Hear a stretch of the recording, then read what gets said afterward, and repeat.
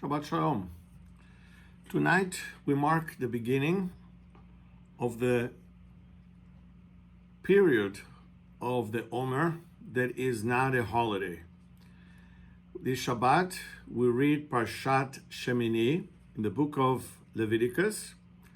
And this coming week, Thursday night, Friday and Saturday, we will usher in the new month of Iyar, which brings great holidays, but yet for some, not sufficiently to break down the sadness of the Omer period.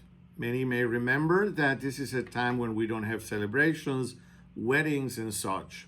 Although new modern authorities suggest that with the establishment of the State of Israel and the beginning of new opportunities to rejoice, perhaps the national period of mourning should be reduced.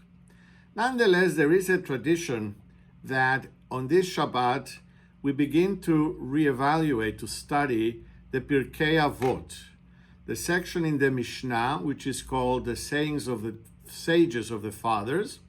For the most part, proverbial sayings that allow us to find new ways to improve and to live better our lives. Interestingly enough, in the first chapter, there are two rabbis, two sages that are invoked, both of whom bear the same name, Rabbi Shimon, and yet they lived a couple of generations apart. The first one is Rabbi Shimon HaTzadik, the righteous, who was among the survivors of the Great Assembly.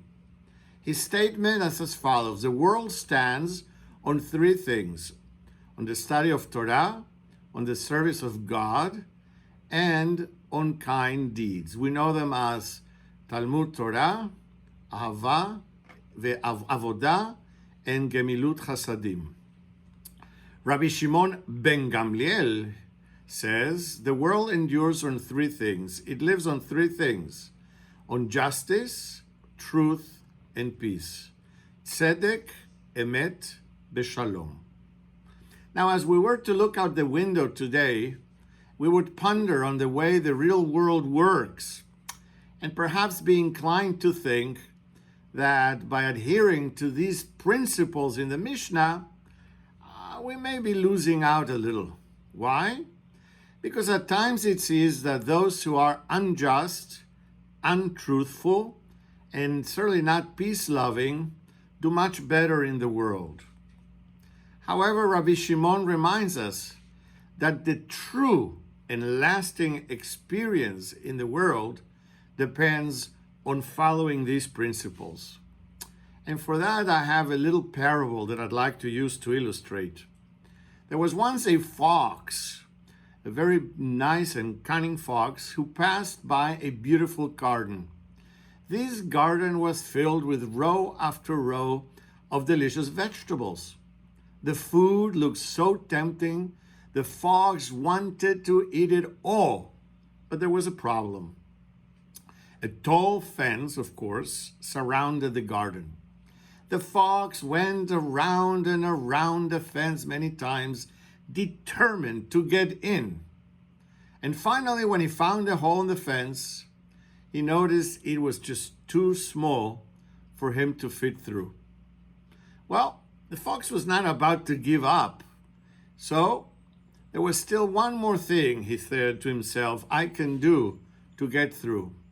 And he decided to fast until he would be skinny enough to fit through the small opening.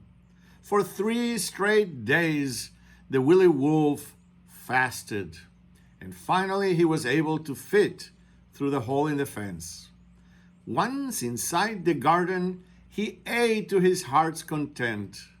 And after enjoying the good life in the garden for some time, it was now time to leave and return to his family. But try as he might, he was now too fat and could not squeeze through the hole.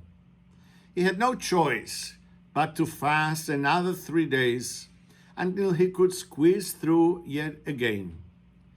When he finally made it outside the fence, he turned back and looked and said, Garden, garden, how sweet was your fruit. He said with a shout, but what good is it to me when the way I went in is the way that I came out?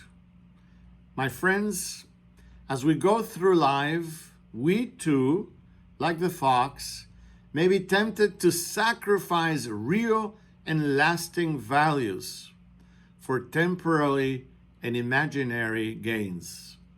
But the true and everlasting values the sages of Pirkei Avot remind us is always to keep our priorities in proper perspective and to fill our lives with value, with meaning, and of course, with love of peace.